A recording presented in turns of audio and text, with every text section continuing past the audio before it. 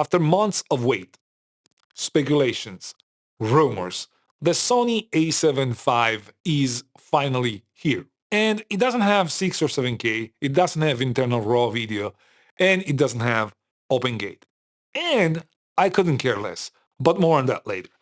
Welcome back, this is Luca, and this is my very first impressions video on the brand new Sony A7V. You don't see it in my hands because it's recording me right now. I want you to see what this camera is capable of, although YouTube is not the best option for that because the video is going to be compressed after I'm done with it, but that's the best that I can offer, at least for now. I just want to be clear, this cannot be a full review of the camera because I have used the camera only for almost a week now, and being Christmas time, the amount of time that you can dedicate to testing a camera out is just limited. So there will definitely be more to come in this channel, so make sure you subscribe and like this video to make sure that you're gonna receive the notification once I push my next videos up. And now back to the camera. Even if I use this camera only for a limited amount of time, this doesn't mean that I wasn't able to already come with some conclusion. And I can already say that this seems to be a very, very solid camera. This seems to be a great camera. But it's a great camera with one of the most underwhelming unboxing ever, probably.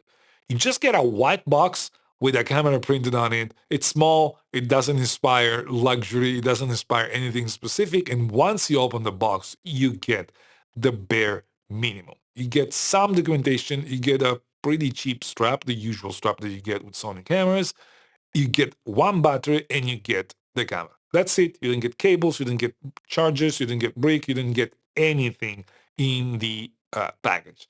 I understand why we're going towards reducing waste and making sure that we only get the stuff that we need. I understand that and I fully support that. However, for such an expensive camera, because we're talking about $3,000 or 3,000 euros, you should get me more. Like Sony should get us more. You should get at least a battery charger, even if it's not the brick one. Just get me a battery charger with a USB-C plug and a USB-C cable so that I can connect it to any charger that I have. That would be the bare minimum. It's just a little bit underwhelming. Unboxing aside, I just want to start with the most familiar thing that you have with this camera, which is the body. It's pretty much like my Sony A7R5 era baby with a Sony A7 IV. Everything seems to be at the same spot. I love the fact that I pretty much have the same camera layout compared to my A7R5. As an A7R5 user, having a first and second camera having the same button and dials layout is key to just facilitate my muscle memory. But there's minor differences with the A7R5 that I'm not super happy with. It's actually just one. This camera has a dual card slot, but the dual cards is based off of one hybrid CF Express Type A and SD card slot, and the second is just SD. Now, for a camera that costs $3,000, you should receive a dual card slot. There's no dual hybrid card slot. The only advantage of going with the CF Express Type A compared to the CF Express Type B is the fact that you have compatibility with SD in the same slot. For $3,000, you must get me a dual hybrid slot as the same way I have it in my A7R5. This is the only thing that rubbed me the wrong way when it comes to the configuration of the camera, because aside from that, all the rest is exactly what I expected, because the screen is the best implementation in the market. Panasonic has something similar. I haven't handled a Panasonic camera, but it's the best type of implementation they have in the market. The screen itself is not the best, but it's very good. It's a very good screen. It's much better than the A7 IVs. And the viewfinder has a lower resolution compared to my A7R5, but I don't care. It doesn't matter to me. It's a good viewfinder. And the thing is, despite the A7R5 having a better viewfinder on paper, the moment you activate and try to focus with autofocus continuous, that resolution drops to a much lower resolution. And at the end of the day, you have a better viewfinder on paper, but the reality is that viewfinder gets you a worse experience once you start using the camera the way Sony wants you to. Because we all know that the way Sony camera are to be used is with autofocus continuous. Well, on the A7R5, I have a higher resolution that drops once I use autofocus continuous. With the A75, I don't have that. And at the end of the day, I get a better overall experience with that of the A75. So as usual, specs matter, but not all the time. Aside from that, the camera is exactly what it should have been, and it feels right. You feel right at home. If you've ever owned an A7 IV or an A7R5, you will feel right at home. Now, aside from the body, this camera is a pretty substantial upgrade over the A7 IV in every possible aspect, let me say, because this basically mostly due to the combination of the new 33 megapixel partially stacked sensor and the new Bions XR2 chip, which is the first one that this appears in the market. You get a substantial boost in every type of performance compared to the A7 IV in both stills and video. Starting from the stills portion of it, this is at the end of the day, this is a photography camera first that does great video. And we're going to talk about video later, but this is mainly a photographer's tool. And on the photography side, the star of the show is the 30 frames per second shooting in electronic shutter with blackout free, keeping the 14-bit depth in RAW. That is a huge upgrade. Now, you may not need it because you don't shoot you don't shoot burst ever. Fine, but in and on itself, being able to shoot 30 frames per second, not leaving anything on the table when it comes to image quality. Although some claim that the best dynamic range you get that on the mechanical shutter. It's fine. It's expected. That combined with the blackout-free viewing as you're shooting, and combined with the pre-capture, another addition that this camera has over the A7 IV, gets wildlife photographers, sport photographers, a tool that it's usable and may give you the possibility of not going towards the A1 II if you don't have the budget to do so, if you don't have the business to do so, but still maintaining very usable and very high-end performance on your camera. That is exactly my case. I've been waiting for this update, especially for these things, because I don't have a reason to justify going towards an A1 II for what I do. I don't have a reason to spend $6,500 on that camera, but I like those features. I shoot wildlife whenever I can. Those features are key to me. So for me, this camera fits perfectly because of that. However, there's a caveat to all of that. This camera comes with a pretty small buffer. I'm gonna let you hear what I'm talking about, and then we're gonna dive deeper in that.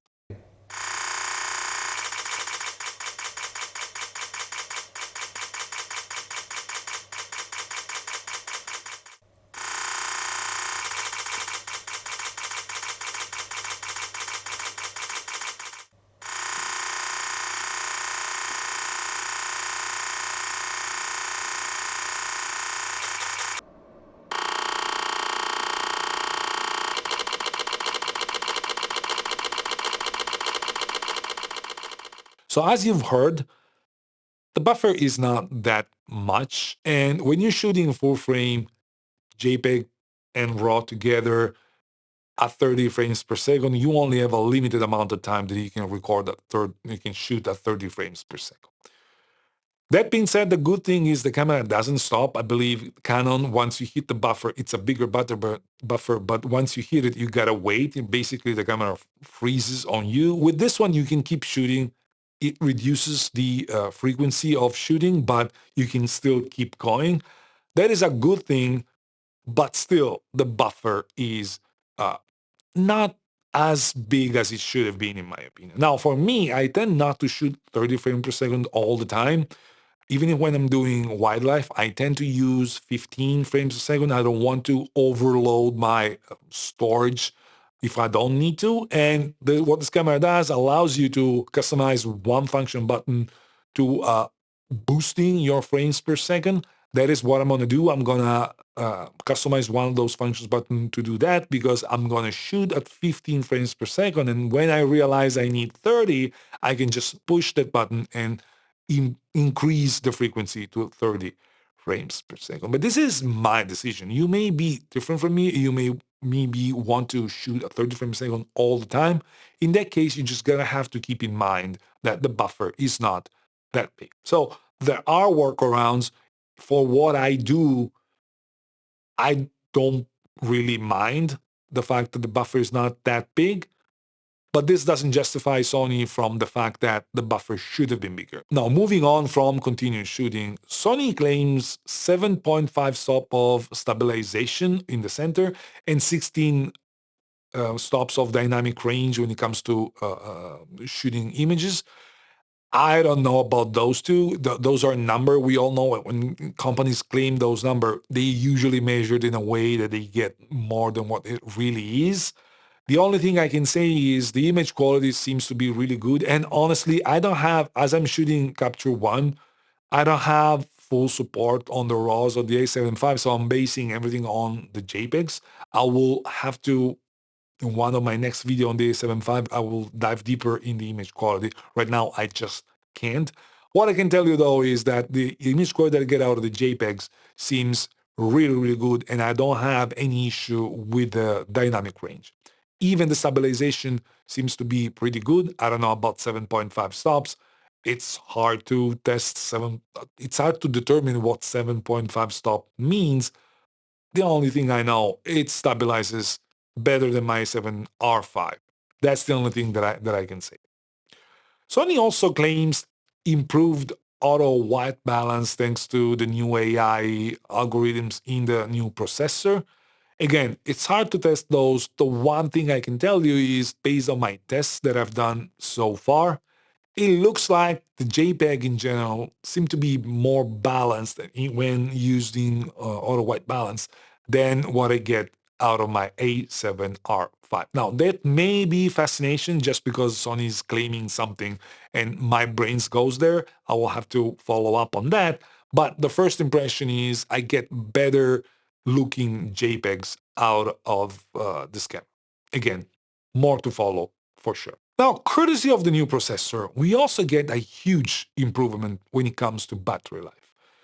The battery life is heavily improved over, for example, my A7R5, which is what I have for comparison. I was running through the menus while setting the A75 in a way that is similar to how I have my A7R5 set, so that I have the same button functions and all like that. And while I was using the A75 more, the A7R5 battery was going down way faster than the A75. So those claims I can already confirm they're right. Sony has improved battery life dramatically. And if we want to have a more tangible number, I tested how long the camera could go with one fully charged battery on 4K 24 second. And I was able to go for more than 2.5 hours on a fully charged battery before the camera died because the battery was going down, was basically dead. So 2.5 hours of 4K 24 in H.265 10 bits, it's a lot. I've never had a camera to perform like that in my life. Also, one of the biggest improvements that was claimed, and I can confirm is true, is the overheating performance. Now, of course, I live in Sicily. Right now it's winter, but it's not the coldest winter of them all. But of course, it's not as warm as it would be during summertime. But what I was able to test in this studio is that in 4K 24 in the normal mode. So I didn't even activate the high temperature mode on my camera because I wanted to see what this camera is capable of doing with the normal mode. So on the normal mode, the 4K 24 run out the battery without even a sign, a hint of tendency to overheating. There had no overheating sign on the camera, no warnings, nothing. So this means you can basically go forever once you're shooting 4K 24. In 4K 60, I was able to shoot more than 50 minutes on a fully charged battery before the camera died for overheating, shut down for overheating, again in normal mode. And in 4K 120, I was able to shoot almost 20 minutes of continuous shooting in 4K 120 with the normal mode. Now, for my use, this is way more than enough. I don't feel like I have to change the setting on my camera and move it to high temperatures because I will never use 4K 60 for an hour. I will never use 4K 120 for 20 continuous minutes. Now, this will need to be further tested once it gets to summertime here because, of course, summer here in Sicily is very warm and it's very humid. And I'm going to be shooting a wildlife 4K 120, a lot of bursts. That is going to stress the camera out under the sun. That will be the final stress test. But it's Christmas time. It's not summer, so we're going to have to wait for that. Now, as I mentioned, the sensor is partially stacked. And if you know what a stacked sensor is or a partially stacked sensor is, you expect faster readout. And this sensor gets you a fast readout. However, you should not expect to have solved the rolling shutter problem forever. This is only a partially stacked sensor. This means that it's faster than a non-stacked sensor, but it's not as fast as a fully stacked nor a global shutter sensor like the A9 III. If you want to get rid forever of rolling shutter, you're gonna go towards a global shutter sensor like the A9 III, or if you want a better performance, you need to go up in the food chain and get an A1 II, which has a fully stacked sensor, which is faster reading than this partially stacked one. So there is some rolling shutter, and you're seeing it on the screen right now. That being said, however, you will never be shooting 150 millimeters like I was doing in this video with the subject this close, panning the camera like crazy. So while the rolling shutter is still a thing, in the real world, you will not be seeing that effect that much. I just wanted to show you that because you need to know what you're dealing with, but in the real life, that is not a big deal. Now, when it comes to both video and stills, this camera does exactly what I need and then some. So for me, it's a perfect match between what I need, what I want, and what I want to spend on my main camera. Because from now on, this camera is going to be my main camera for pretty much everything. Video, photos, everything's going to be my main camera. My A7R5 is going to be my second body, or the body that I use when I'm doing some serious landscape photography, or if I'm doing studio stuff, just because the resolution is never a bad thing in those cases. But the A75 is going to be my main camera that is going to be running this channel. It's going to be running everything I do, even outside of YouTube. So for me, it's a perfect match. It's exactly the camera that I wanted. But if you haven't lived under a rock, you know that this camera has received a lot of criticism. Because this camera is a great upgrade over the A7 IV. So in a Sony vacuum, this camera shouldn't receive any criticism at all. But since we don't live in a Sony vacuum, we live in a world where competition has stepped up their game and there is serious competition around. This camera goes against cameras that were already launched before this and have more features than this one. And for some users, those features are key. Of course, I'm referring to internal RAW, 6 or 7K, and OpenGate. Now, let me start with internal RAW because I believe this is one of the most overrated features in a camera like this.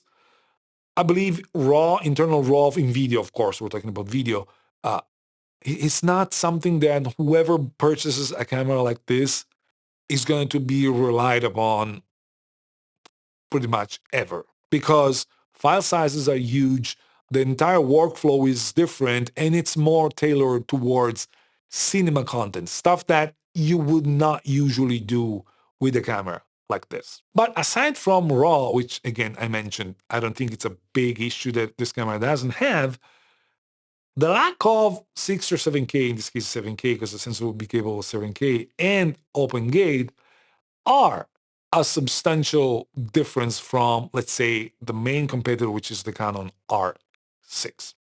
And while I don't need those things, so for me, it's basically a non-issue. The fact that I don't need those, and I know that I don't need those because I've had those in other cameras. My Fujifilm X-H2S at 6K at open gate. I had other cameras that had that. I've never used those, so I know for a fact I don't need those. But the fact that I don't need those doesn't mean that no one else needs those. So while I perfectly like what this camera does for me, I need to acknowledge the fact that it will be uh, expected for a camera that gets released for last compared to the competition to match those things. And for Sony users who've been used to get the best of the best uh, compared to the competition, that is a weird feeling. And I understand why there's a lot of complaint about that. Now, back to the camera. This is going to be one of the best mirrorless camera in the market, hybrid mirrorless camera in the market. But I have to report a couple of some early issues that I found with this camera. I only had one occasion where I was switching between photos and videos. I switched, I started the recording, the camera just glitched, it turned off, it turned back on, and then I could record my video. It only happened once. I tried to replicate it, I just don't know how to, so I just have to consider that a one-off, but it happened, and I don't want you to know that just because I purchased this camera. And if you purchase the camera, you want to know whether the camera is trusted or not, is reliable or not. And the other thing that I experienced is I was unable to pair this camera with my phone through the creator's app. And that also generated a weird status where the camera would drain battery even turned off because it wouldn't disconnect from my phone at any point in time. So there's this connection issue that I found together with that glitch that I had. Those are the only two things that I need to report as far as negative when it comes to the experience with this camera. But aside from that, I have zero issue. Now, I also think those are early firmware type of issues. Those are going to be fixed one way or another pretty soon. So I have zero concerns that we're going to have a pretty reliable camera from moving on from now. And to wrap this thing up, I just want to say that while I have to test this camera on more demanding scenario like wildlife and some other more specific stuff, I can already confidently say that barring any unpredictable epic failure during those tests, this seems to be one of the most well-rounded mid-range cameras available in the market. This is not an entry-level camera. I've heard that somewhere. It's not an entry-level camera at all. This is a mid-range camera, and it's going to be one of the best mid-range camera available in the market. And while it's too early to draw any definitive conclusion, I can confidently say this camera delivers where it really matters. This camera provides you sustained performance in both stills and videos, improving performance across the board to its predecessor, and it does that while improving the battery life by a huge margin, despite the fact that the battery is the same that we've been using in Sony since forever now. And it does it with one of the best AI-driven autofocus algorithms in the market and one of the widest lenses range in the market right now. That is it for today. Thank you for watching, and make sure to like and subscribe so that you don't lose my future content on the A75, but also on all the other stuff that I'm going to bring on this channel. And grazie, ciao, and see you in the next one.